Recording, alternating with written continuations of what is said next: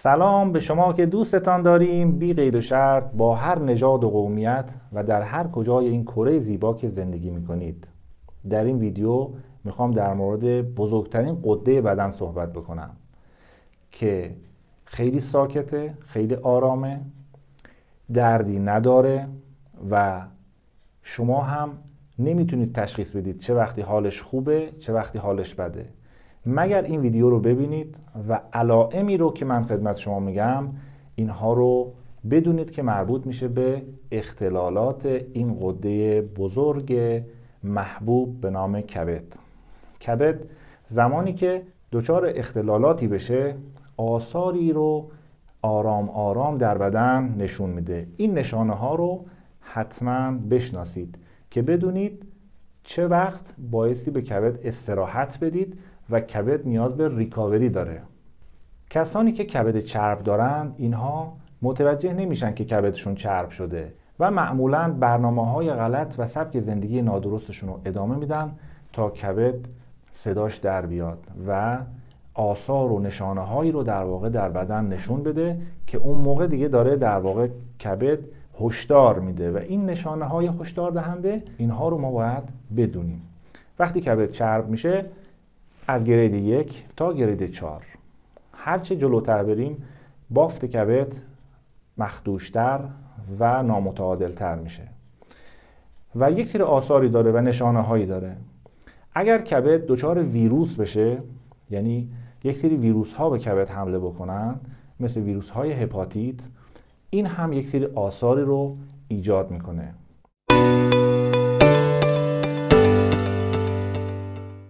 اولین نشانه خارش‌های پوستی هست. زمانی که خارش‌های غیر طبیعی در پوست ایجاد بشه یعنی اینکه یک اتفاقی در کبد افتاده. پس به این علامت بایستی توجه بکنیم و بدونیم احتمالاً یک سری چربی‌ها در کبد انباش شده. البته خارش‌های پوستی همیشه به این معنی نیست که کبد دچار مشکل هست، ولی یکی از نشانه‌های هشدار دهنده میتونه باشه.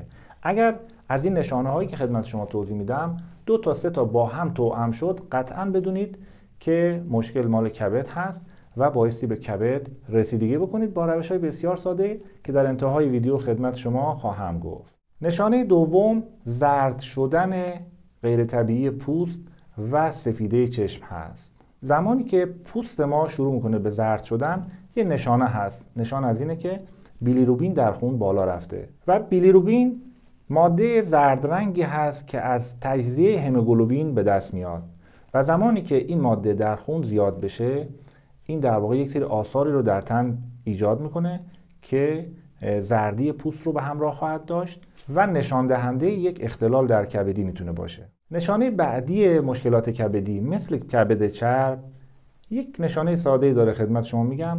زمانی که شما از حمام میایید بیرون بعد از نیم ساعت لاله گوشتون رو دست بزنید، اگر لاله گوشت چرب بود این نشان دهنده این هست که کبد شما در واقع چربیش افزایش پیدا کرده و بایستی به فکر کبدتون باشید. نشانه بعدی هم سفیدی زیر لب هست. یک دور لب‌های انسان زمانی که یک خط سفید رنگی ایجاد میشه این هم نشانه میتونه باشه از در واقع هشدارهای کبد. نشانه بعد ادرار تیره و مدفوع روشن هست. زمانی که این اتفاق میفته یعنی اختلال و فشاری در کبد وجود داره و این نمیتونه که صفرا رو به اندازه کافی در روده ها ترشح بکنه و صفرا که عامل رنگدهی به مدفوع هست، یعنی در واقع همون بیلیروبین و مواد صفراوی که وارد روده میشه اینجا دچار اختلال شده یا اینکه داره از سمت ادرار دفع میشه. این باعث میشه که تغییرات رنگ در ادرار و مدفوع ایجاد بشه که شما میتونید با دیدن این علائم سریع در واقع توجه خودتون رو به کبد بیشتر کنید و برید سراغ پاکسازی کبد. علامت بعد درد سمت راست شکم، حالت بی اشتهایی، خستگی مفرط و حالت تهوع. این علائم هم میتونه نشان از مشکلات و فشارهای کبدی باشه. علامت بعدی مشکلات کبدی بزرگی بیش از حد سینه در آقایون هست. این هم نشان مشکلات کبدی هست. و یک نشانه دیگه هم خدمت شما بگم به عنوان نشانه آخر. عزیزانی که تغییر شخصیت پیدا میکنند، یعنی افکارشون عوض میشه، یک دفعه تغییر سیستم فکری دارن. گاهی وقتها به خاطر اینه که سموم در بدنشون خوب در واقع دفع نمیشه و کبد دچار اختلال شده و این سم باقی مانده در خون روی مغز اثر میکنه و این باعث میشه که فرد میبینید دچار یک سری تغییرات ناگهانی، عصبانیت‌های آنی و یک سری اختلالات رفتاری میشه. بنابراین اینها عزیزان بسیار ساده هست ولی بسیار مهمه، چرا که ما وقتی که مثلا مواجه میشیم با نوجوانها و جوانهایی که به سن بلوغ میرسن و تو اوج گرمی هستن، ترشحات کبدشون، ترشحات صفرا بالا هست، میبینید اینها عصبانیت‌های آنی دارن، از کوره در میرن و یک سری تغییرات شخصیتی خیلی زیادی درشون ایجاد میشه. همه اینها در واقع میتونه با یک برنامه غذایی مناسب و یک سری رسیدگی‌هایی به کبد اصلاح بشه و تا حد زیادی ما میتونیم خودمون طبیب خودمون باشیم و اینجا نقش خانم‌های خانه‌دار از نقش متخصصین حتی مهمتر و پررنگتره و من همیشه میگم آشپزخونه خودتون رو داروخانه بکنید، یعنی غذای شما دوای شما باشه. یکی از نشانه‌های خستگی و فشار کبد عزیزان خشکی دهان هست. کسانی که خیلی احساس خشکی دهان دارن اینها بدونن علت در کبد هست. عزیزان بهترین راهکارهایی که برای اصلاح کبد، تمام بیماری‌های کبد میتونیم انجام بدیم، اول باید به کبد استراحت بدیم. یعنی کبد ما میگه قربون دستت، تو فقط به من استراحت بده، من خودم کارهای خودم رو انجام میدم. اجازه پاکسازی و استراحت. حالا چطوری اجازه بهش بدیم؟ یک، غذاهای پرحجم و پرچرب رو از رژیم غذاییمون کم کنیم. فراورده‌های حیوانی و غذاهایی که برای هضم اونها نیاز به ترشح زیاد صفرا هست، اینا رو از رژیم غذاییمون کم بکنیم. و در یک دوره درمانی 1 ماهه تا 40 روزه عزیزان ما مشکلات حاد کبدی رو به لطف خدا درمان کردیم با همین دستورات ساده‌ای که خدمت شما میگم. پس در طول دوره درمان که حدوداً 1 ماه تا 40 روز هست، فرآورده‌های حیوانی رو به حداقل برسونید. تخم مرغ، لبنیات و گوشت‌ها. اکثر غذاهاتون غذاهای آبپز، غذاهای گیاهی و میوه‌جات و مغزجات و اینها باشه بر اساس نوع رژیم غذایی که متناسب شما هست. این قدم اول. قدم دوم رعایت ممنوعات هست. غذاهای فست فودی، غذاهایی که کارخونجات در واقع تولید میکنن و بیشتر به فکر سود هستن و خیلی سلامت محور نیستن، مثل نوشابه ها، مثل دلسترها، مثل انواع رب‌ها، سس‌ها و غذاهایی که در واقع به کبد فشار میاره. اینها رو ما در ویدیوی ممنوعات کامل توضیح دادیم و میتونید مراجعه بفرمایید، به صورت مبسوط اونجا نگاه بکنید. خب حالا برای اصلاح کبد ما چی بخوریم؟ چون مردم دوست دارن یه چیزی بخورن، معمولا خوردن رو بر نخوردن ترجیح میدن. حتی برای لاغری میان میگن آی دکتر ما چی بخوریم لاغر شیم؟ میگم حتی برای لاغری هم میخوای چیزی بخوری؟ حالا بریم سراغ خوردنی ها. چی بخوریم؟ هر ماده غذایی و میوه‌جات و سبزیجاتی که قرمز رنگ هست عزیزان برای کبد خوبه. مثل انار، مثل زرشک، مثل تمشک، مثل شاهتوت. عزیزان تجربه بنده برای بیمار کبدی که آنزیمای کبدیش 5 برابر حد نرمال بود، من 3 روز گفتم 3 تا 5 روز فقط شاهتوت و آب و عسل خورد و هیچ ماده غذایی دیگه مصرف نکرد و آنزیمای کبدیش نصف شد ظرف مدت 3 روز. اینو یادم نمیره، مستنداتش هم هست. ما برای درمان بیماری‌های حاد کبد از شاهتوت استفاده میکنیم. واقعاً شاهداروی در واقع شاهتوت. یادتون باشه شاهتوت رو در فصلی که هست بگیرید، خشک بفرمایید یا بذارید فریز بشه و برای کسانی که نیاز دارن استفاده بکنید به عنوان یک داروی بسیار خوشمزه و بسیار عالی که این عالم هستی در اختیار ما قرار داده. میوه‌جات قرمزی مثل آلبالو، گیلاس، آلوی قرمز، انگور قرمز، اینها برای کبد فوق‌العاده است و شما میتونید با هر کدوم از اینها که در دسترس داشتین اینها رو در برنامه غذاییتون قرار بدین، استفاده بفرمایید و مشکلات کبدتون عزیزان با اینها برطرف میشه. ناگفته نمونه یک موضوعی رو خیلی به ما اشاره میکنن، میگن که از کجا میگید علمی هست علمی نیست، آیا انار برای کبد خوبه پاکسازی میکنه؟ این حرف شما آیا علمیه یا نه؟ ببینید عزیزان، زمانی که میگیم علمی هست یا نه، بعضیا علم رو صرفاً از کانال دانشگاه باید شنیده باشن. این دانشگاه‌های خصوصا خارجی، دانشگاه‌های معتبر دنیا، هاروارد، دانشگاه‌های مختلف، بله یکی از راه‌های شنیدن اخبار علمی اونا هست، ولی این به معنی نیست که علم فقط در دانشگاه هست.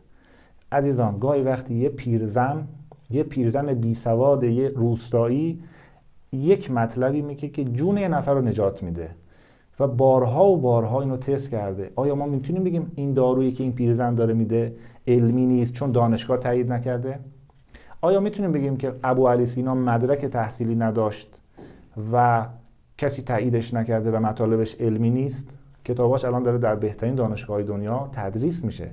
بنابراین ذهن خودمون رو آزاد بکنیم. ما هر چیزی که تعریف علم، هر چیزی که اثر اون رو ببینیم، هر چیزی که درش خطا نباشه، اینو میگیم علمی.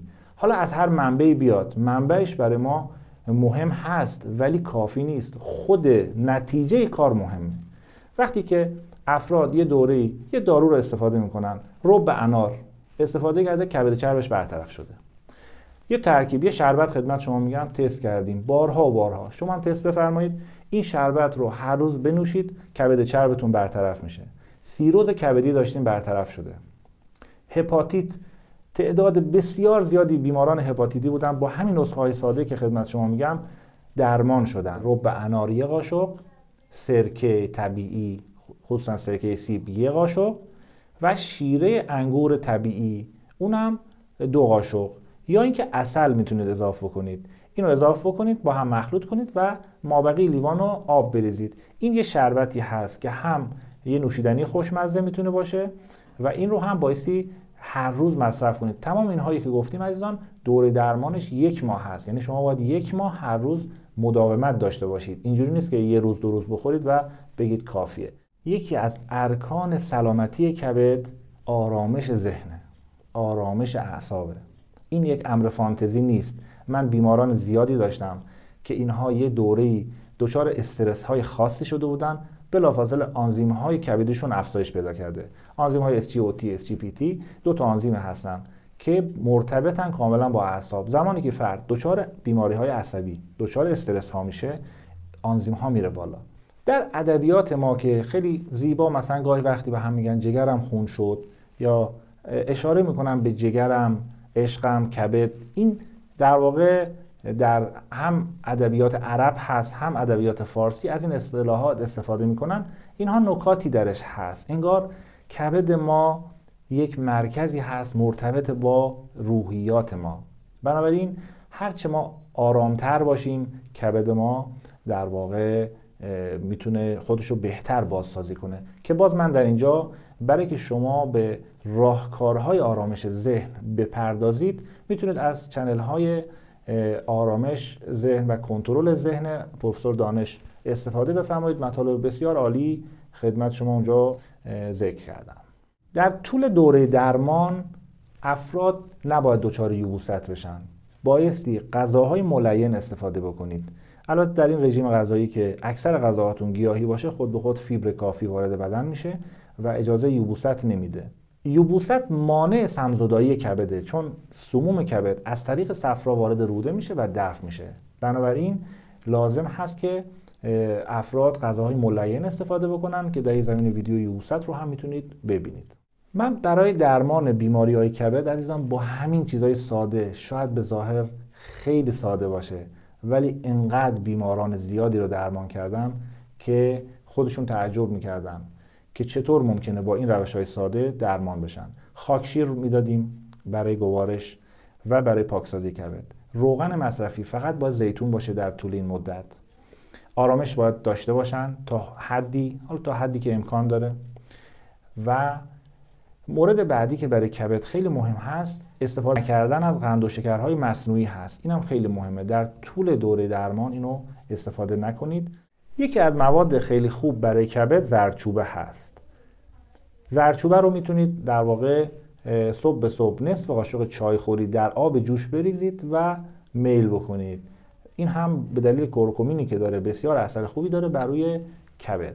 دمنوش مناسب هم برای این افرادی که مشکلات کبدی دارن، چای و قهوه رو حذف بفرمایید و به جای اون میتونید از دمنوش بابونه استفاده بکنید یا ترکیبی از دمنوش لیمو عمانی، لیمو ترش تازه رو میتونید برش بزنید، دم بکنید به همراه یک تیکه زنجبیل یا یک مقدار کمی دارچین. اینها هم میتونه کمک بکنه به عنوان یک دمنوش خوب برای کبد. بهتر از اینها زرشک هست. دمنوش زرشک رو دم بکنید و میل بکنید. یک نسخه هم خدمت شما میگم به عنوان حسن ختام. این نسخه برای بیماری‌های حاد کبد، اینو میتونید در کنار اون نسخه شاهتوت که گفتم، اگر شاهتوت گیرتون نیومد، این نسخه رو یک نسخه خانگی ساده درست بکنید و استفاده بکنید. فوق‌العاده اثر بخشه، هم برای کسانی که دیابت دارن، هم برای کسانی که حتی سیروز کبدی دارن، یعنی کبدشون از گرید 3 دیگه عبور کرده، هم برای کسانی که هپاتیت کبد دارن و اینها میتونن از این فرمول استفاده بکنن. فرمول بسیار ساده است. اگر به در اختیار داشتین، فصل پاییز هم هست، به هم هست، 4 عدد به، میوه به. اگر نبود به جای میوه کدو سبز یا کدو خیاری، کدو مسما، 4 عدد به باشه بهتره.